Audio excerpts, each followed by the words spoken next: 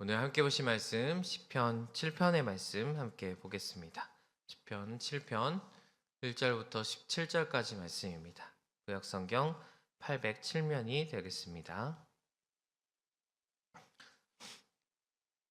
시편 7편 1절부터 7절까지 말씀 우리 한 절씩 교독하신 후에 17절 말씀까지는 함께 읽도록 하겠습니다. 여호와여 내 하나님이여 내가 주께 피하오니 나를 쫓아오는 모든 자에게서 나를 구원하여 내소서.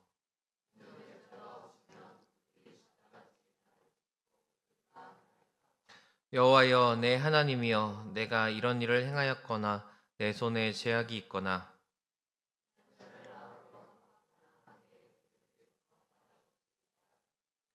원수가 나의 영혼을 쫓아 잡아 내 생명을 땅에 짓밟게 하고 내 영광을 먼지 속에 살게 하소서.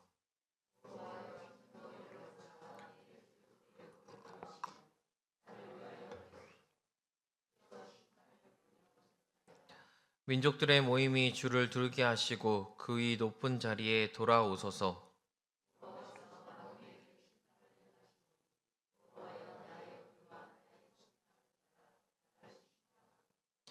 악인의 악을 끊고 의인을 세우소서. 의로우신 하나님이 사람의 마음과 양심을 감찰하시나이다.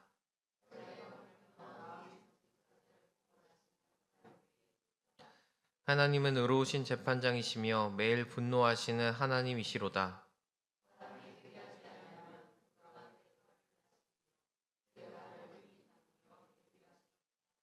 죽일 도구를 또한 예비하시며 그가 만든 화살은 보라살들이로다.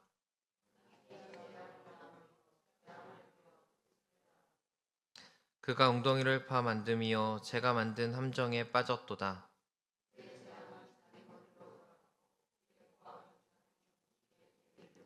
함께 읽겠습니다. 내가 여호와께 그의 의를 따라 감사하며 지존하신 여호와의 이름을 찬양하리로다. 아멘. 오늘도 주님이 주신 귀한 하루를 감사로 은혜로 살아가신 여러분들 되시기를 축복합니다. 오늘 시편 말씀에 이제 표제어 성경에 보시면 표제어가 달려 있는데 다윗의 시가오연이라는 굉장히 독특한 말을 보통 성경이 이제 히브리어 단어 같은 걸 이제 해석해서 우리말로 바꿔놓는데 아무래도 다 언어로 옮기기가 쉽지 않아요. 그래서 그대로 남겨놓은 단어들이 몇 가지 있습니다. 오늘 이 시가요이라는 단어는 시편의 7편 만에 쓰인 단어이고요. 이게 뜻이 무엇이냐면 방황하다, 비틀거리다라는 뜻을 가지고 있습니다. 다 다윗이 방황하고 또 비틀거릴 때 쓰는 시다라는 의미로 사용되어진 말이죠. 그래서 다윗이 지금 굉장히 많은 충격을 받고 있고 어떤 비틀거리는 상태, 슬픔의 상태에서 노래한 시편이라고 생각하시면 되겠습니다. 현재 다윗의 상황은 이렇습니다. 쫓기는 상황인 것 같고요. 또 자신의 잘못이 아니라 어떤 사람들의 공격에 의해 쫓기고 있는 것 같습니다. 왜냐하면 다윗이 굉장히 결백을 주장하고 있기 때문이죠. 3절부터 5절까지 말씀해 보면은 만약 자신에게 죄가 있다면 하나님 내가 원수에게 잡혀고 또 생명을 잃고 명예를 상실해도 좋습니다라고 고백합니다. 이렇게 고백할 수 있는 이유는 자신이 결백하기 때문이죠.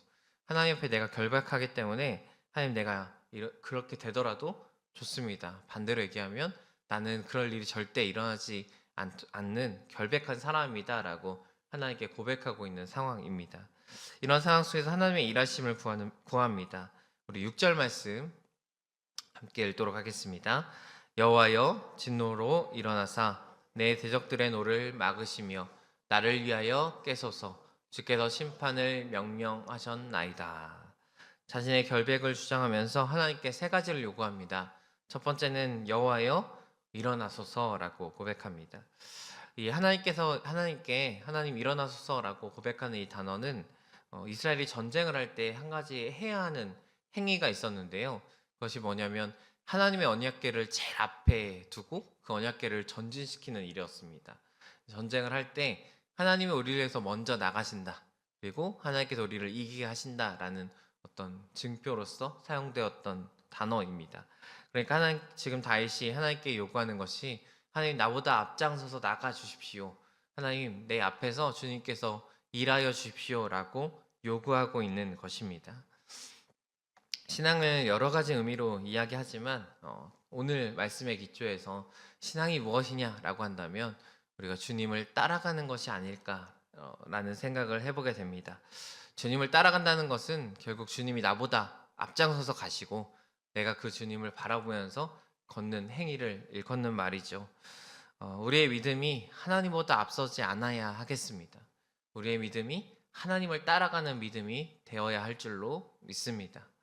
우리가 때로는 하나님 빨리 행하셔야죠. 또는 우리의 마음과 어떤 행동과 또 내가 할 수 있는 일이니까 기도하기보다 하나님을 기다리기보다 내가 앞장서고 하나님 나를 따라오십시오 라고 하는 모습들이 될 때가 있는데 특별히 2025년 이 새해 또 새로운 한 해를 맞이하고 나아가는 올 한 해에 우리가 하나님보다 앞서지 않아야겠습니다. 우리가 하나님을 온전히 따라가고 내가 하나님을 이끌려는 것이 아니라 내가 정말 하나님께 이끌림 받는 그런 삶이 우리의 삶이 되어지기를 축복합니다. 두 번째로 요구하는 건 노를 막아달라라고 이야기를 합니다. 이것은 단순한 보호만이 아니라 하나님 내 삶에 빨리 개입하여 주십시오. 나를 공격하는 그 대적들의 노와 나 사이에 하나님께서 서셔서 나를 막아주십시오라는 다윗의 기도가 되겠습니다. 우리가 기도할 때 하나님 내 삶에 초청하고 내 삶에 환영하고 내 삶에 임하여 달라는 기도를 하게 됩니다. 그런데 잘 생각해 보면 하나님은 전능하시니까 하나님 뭐든 하실 수 있으니까 내 삶에 언제든 오실 수 있고 지금도 임하여 주실 수 있고 지금도 우리 예배 가운데 오실 수 있는 분이고 지금도 내 마음에 은혜를 부어주실 수 있는 분인데 그럼 왜 하나님을 초청해야 하는가? 어떤 사람이 우스갯소리 이런 얘기를 하더라고요. 하나님이 하실 수 없는 일들 이라고. 뭘 하실 수 없냐면 은혜를 거부하는 자에게 은혜를 주실 수 없다. 네. 그리고 하나님을 거부하는 사람에게 찾아오실 수 없다. 뭐 이런 좀 역으로 바꾼 거죠. 하나님이 하실 수 없다기보다는 하나님을 거부하고 하나님을 싫어하고 하나님께 은혜를 받지 않기로 작정을 하면 하나님도 어쩔 수 없다라고 이야기를 하십니다. 왜냐하면 하나님은요 그것을 하실 수 있지만 하나님은 사람이란 존재를 만들 때부터 우리를 인격적인 존재로 만들어 주셨기 때문입니다. 그래서 어떻게 보면 하나님을 막을 수 있는 유일한 존재가 있다면 그것이 나라는 존재인 것이죠. 내가 은혜를 받지 않겠다 작정을 하면요 하나님이 나에게 은혜를 주실 수 없다라는 거예요.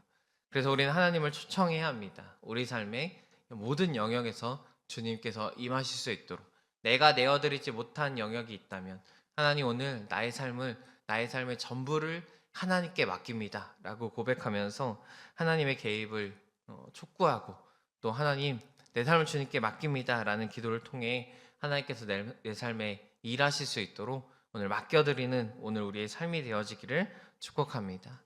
세 번째로 구하는 것은 하나님 깨소서라고 고백합니다. 잠에서 깨다라는 이야기인데 하나님께서 지금 주무시고 계신다라는 어떤 기반에 의해서 하나님께 기도하는 것이죠.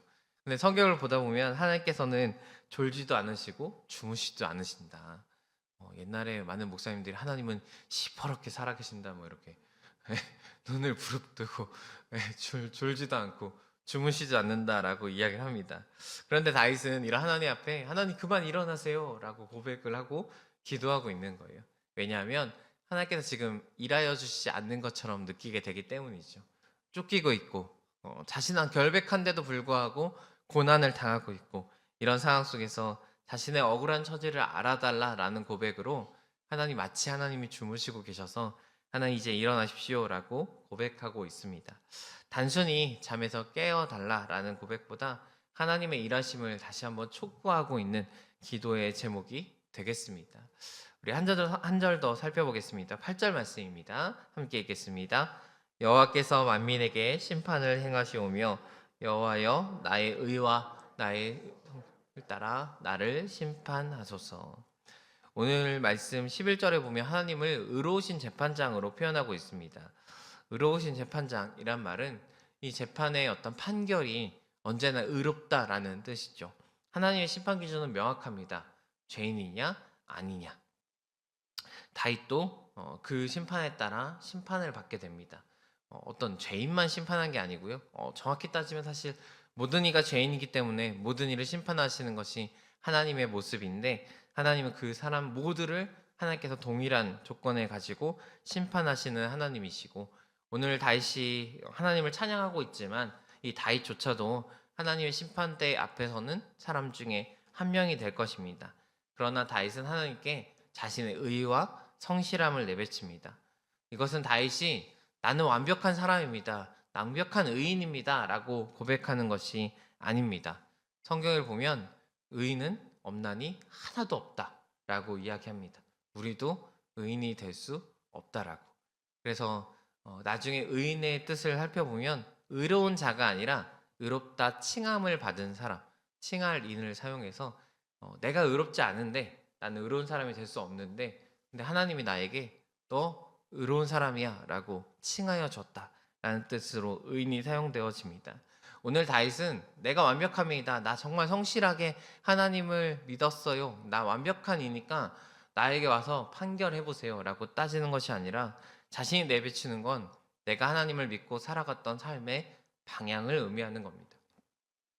지금 공격을 받고 있고 지금 억울한 상황이고, 하지만 그가 살아왔던 삶이 결코 하나님의 삶에서 벗어나지 않았다, 나는 그럼에도 불구하고 하나님의 길을 잘 가는 그 믿음의 사람이었다라고 이야기를 하고 있는 것이죠. 우리가 하나님께 나의 믿음을 내비칠 때 우리가 과연 완벽함을 내비칠 수 있을까요?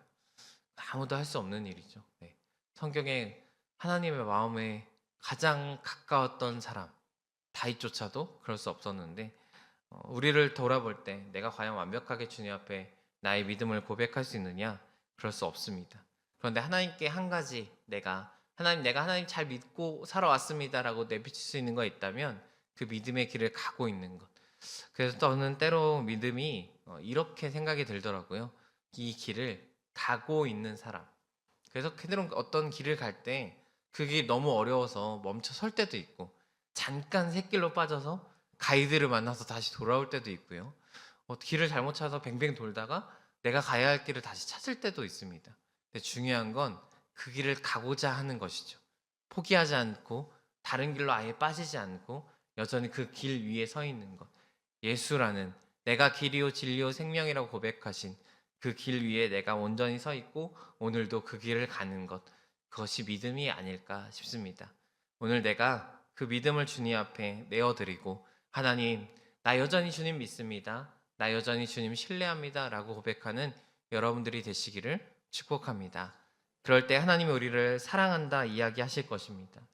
우리도 자녀들을 볼 때 자녀가 완벽해서 사랑하는 부모는 없지 않습니까? 자녀만큼 완벽하지 않고 자녀만큼 내게 득이 되지 않는 존재가 없는 것 같아요. 네. 부모로서 자녀를 키우면서 얘를 잘 키워서 내가 20살까지 잘 투자를 해갖고 몇 배로 튀겨서 뭐 다시 받겠다, 이런 마음 가진 사람 없잖아요. 아이가 태어나면 아무것도 할 수 없는데도 부모는 일방적인 사랑을 베풉니다. 그것은 쓸모가 있기 때문이 아니라 사랑 때문이겠죠. 하나님 우리를 자녀로서 평가하십니다. 사랑하시고 내가 득이 돼서가 아니라 주님과 함께하는 존재로서, 주님을 닮은 존재로서, 이 땅에서 하나님을 믿는 믿음의 길을 가는 존재로서 오늘도 주님은 우리를 사랑으로 바라보고 계신 줄로 믿습니다. 오늘도 이 믿음의 길을 포기하지 않고 나아가시면서 하나님의 은혜를 구하시는 여러분들 되시기를 축복합니다. 기도하겠습니다.